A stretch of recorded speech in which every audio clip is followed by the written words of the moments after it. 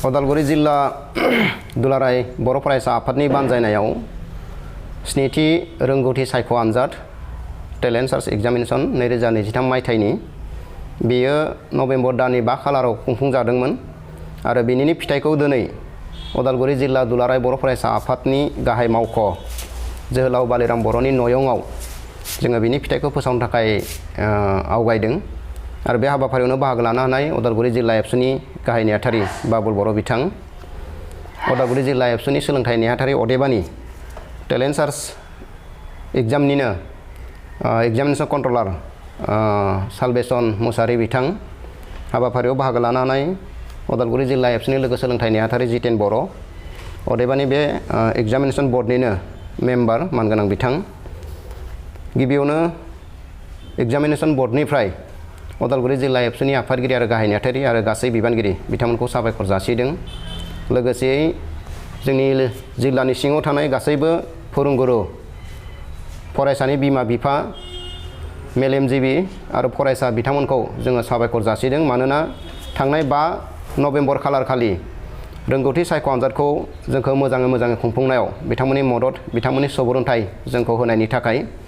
दिनै जोङो बिनिनो फिथाइखौ फोसावनो थाखाय आवगायदों आरो देग्लायनि टेलेन्ट सार्च आनजादाव गासै 4555 फरायसा बिथांमोना बाहागो लादोंमोन। बिनिनो क्लास 6 आव 1692, क्लास 7 आव 1428 आरो क्लास 8 आव 1431, अदेबानि 4555 फरायसा बिथांमोना बाहागो लादोंमोन आरो बिनिनो टप 3 जि सेलेक्शन बेखौ जोङो थिक खालामनानै दिनै जोङो फोसावनो लादों। गिबियावनो क्लास 6 नि जाय फरायसा बिथांमोना टप 3 आव जायगा मोनदों जोङो बिथांमोनखौ फोसावनो नागिरदों। क्लास 6 नि सेथि मासिखौ मोननो हादों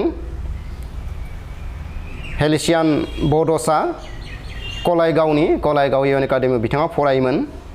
100 नम्बरनि मादाव गासै 79 बे फरायसाया मोननो हादों। आरोबाव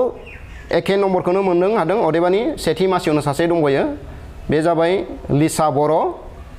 खैराबारि इउएन एकाडेमिनि। बिथाङा आउट अफ 100 नि गेजेराव बिथाङाबो 79 नम्बरखौ मोननो हादों। नैथि मासि मोनदों श्रायासि नार्जारि, राजीव गान्धी एमइ स्कुलनिफ्राय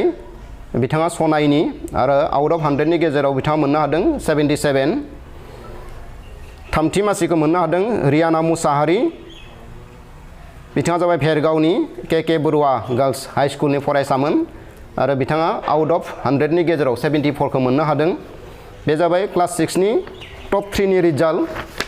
आरो क्लास 7 आव मोननो हादों मोब्लिब बर', बिथाङा जाबाय खैराबारिनि आलारि गेजेर फरायसालिनि, बिथाङा मोननो हादों आउट अफ 100 नि गेजेराव 84, 84 नम्बर बिथाङा मोननो हादों। नैथि मासियाव मोननो हादों हांमा बर', बिथाङा जाबाय बरसलानि इउएन एकाडेमि कसारि सननि, आउट अफ 100 नि गेजेराव बिथाङा 77 नम्बरखौ मोननो हादों। थामथि मासिखौ मोननो हादों चन्दन बर', बिथाङा जाबाय कलायगावनि सानजोरां हाई स्कुलनि फरायसामोन। 100 नि गेजेराव 75 नम्बरखौ बिथाङा मोननो हादों। बे जाबाय क्लास 7 नि टप 3 नि रिजाल्टमोन। आरो क्लास 8 नि जे रिजाल्ट टप 3 आव मोननो हानाय फरायसा बिथांमोनखौ जोङो फोसावनो नागिरदों। गिबियावनो हायेनसा बसुमतारि इउएन एकाडेमि खैराबारिनि, 100 नम्बरनि मादाव बिथाङा मोननो हादों 86 नम्बरखौ बिथाङा मोननो हादों। जयेल दैमारि इउएन एकाडेमि खैराबारि, बिथाङाबो मोननो हादों 100 नि गेजेराव 81। जन मुसाहारि, बिथाङा जाबाय महनपुर एमइ स्कुल, आनसलिकआ जाबाय काजियामाति, बिथाङा मोननो हादों 100 नि गेजेराव 78। बे जाबाय जोंनि थांनाय 5 नभेम्बर खालारखालि रोंगौथि सायख' आनजाद उदालगुरि जिल्ला एबसुनि बानजायनायाव जे खुंफुंजानाय बिनि रिजाल्ट बेखौ जोङो फोसावबाय आरो मिजिंथिदों जायफोर फरायसाफोरा आं दहायबाव मख'नाय बायदि 4555 फरायसा बिथांमोना आनजादाव जिरायदोंमोन, नाथाय जोङो टप 3 जिहेतु सेलेक्शन खालामबाय गोबां फरायसाफोरानो मोजां नम्बर मोननो हादों खालि टप 3 आव बिथांमोना आवगायनो हायाखै 1-2 मार्कनि थाखाय बिथांमोना डिफारेन्सआव थादों जायखिजाया बयखौबो जोङो फिन खेबसेबाव उदालगुरि जिल्ला एबसुनि जानानै आनजादाव जिरायनायनि थाखाय जोङो साबायखर जासिबाय आरो जायफोरा टप 3 आव जायगा मोननो हादों बिथांमोननिसिम जोङो कंग्रेचुलेसनखौ हरदों फैगौ जानुवारि 2024 मायथाइनि जानुवारि दाननि 10 आरो 11 जानुवारियाव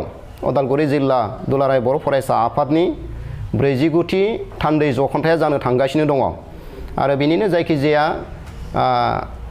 बे साननैनि जायखिजाया हाबाफारिनि गेजेराव जोङो सानसेखौ थि खालामनानै मान बावनाय एबा बरायनाय बे हाबाफारिखौ जोङो लाबोदों आरो बे मान बावनाय आरो बरायनाय हाबाफारियावनो जायफोर फरायसाया दिनैनि फोसावजानाय जि टेलेन्ट सार्चनि आनजादाव टप 3 मासियाव जायगा मोननो हादों बे फरायसा बिथांमोनखौबो जोङो जेब्ला फर्मखौ साबमिट खालामदोंमोन फर्मखौ जेब्ला जोङो बिलाइदोंमोन फरायसाफोरनो बै समाव जों रुल्स एन्ड रेगुलेसनखौ जोङो थिग खालामनानै हरखादों आरो बे रुल्स एन्ड रेगुलेसनाव फोसावखानाय बायदियै बिथांमोनखौ जोङो फैगौ 10 आरो 11 जानुवारि 2024 बे मायथाइनि 49थि उदालगुरि जिल्ला दुलाराय बर' फरायसा आफादनि थान्दै जौखोन्थायनि मेलाव जोङो बिथांमोनखौ मान बावनाय एबा बरायनाय बे हाबाफारिखौबो जोङो लागोन गतिके फिन खेबसेबाव गासैखौबो जोङो साबायखर जासिबाय उदालगुरि जिल्ला दुलाराय बर' फरायसा आफादनिफ्राय नैबे स्निथि रोंगौथि सायख' आनजाद 2023 मायथाइनि बे जालांनाय आनजाद बेयाव जोंखौ मदद आरो हेफाजाब खालामनायनि थाखाय आरो फैबाय थानाय समावबो दुलाराय बर' फरायसा आफादा बेबायदि गोबां फरायसाफोरखौ लानानै जोङो हाबाफारिफोर अनसायगोन बे हाबाफारिफोरावबो नोंथांमोननि मदद आरो हेफाजाबखौ मोनगोन होननानै